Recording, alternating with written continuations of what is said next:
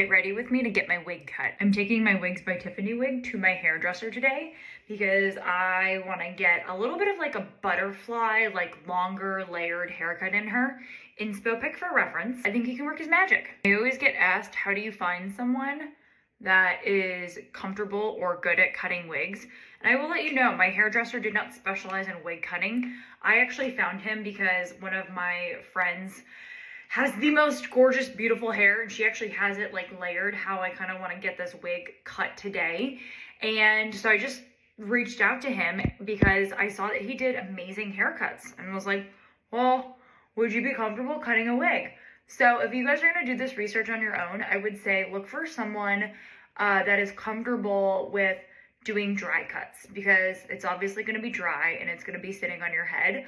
If they have had recent work with extensions, I also think that's a plus, because if you think about it, extensions are just typically rows of wefts sewn into your head, depending what kind you get, and wigs, depending what kind you get, are rows of wefts sewn into a cap. So really, what's the difference? I got lucky because my girlfriend had an incredible haircut. My sister actually pointed her out to me. But if I were in your shoes and I'd be looking for someone in my location, I'd start with like a Google search, look at hair salons, kind of go with maybe like the nicer hair salons, and then start stalking their Instagram. I think adding in layers and highlights to a wig makes such a difference on the wig and how it moves and how it lays.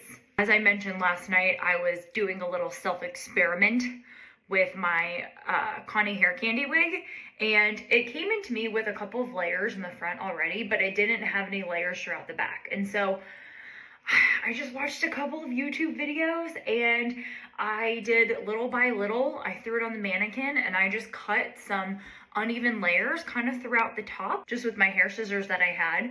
And I think it actually turned out good. If you're going to attempt this for yourself, I would definitely say watch some videos first.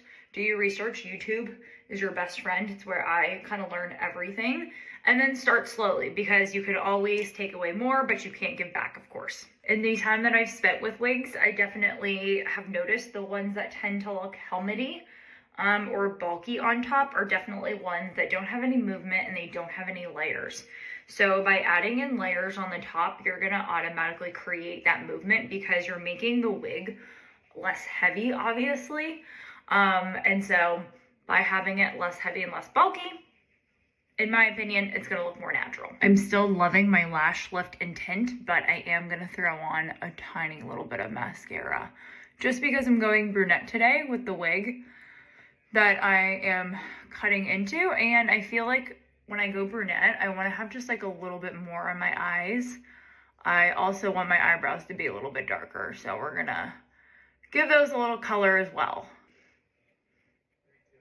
Oh, wow, that was the wrong end. Okay, we're gonna go in with this Benefit, which I have not used in forever.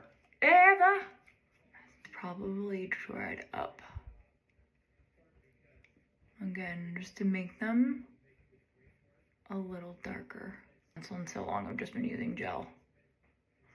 And I got my eyebrows tinted and cleaned up a little bit ago. And that made a world of a difference. I forgot how to do this. Comb this shit out. That's better.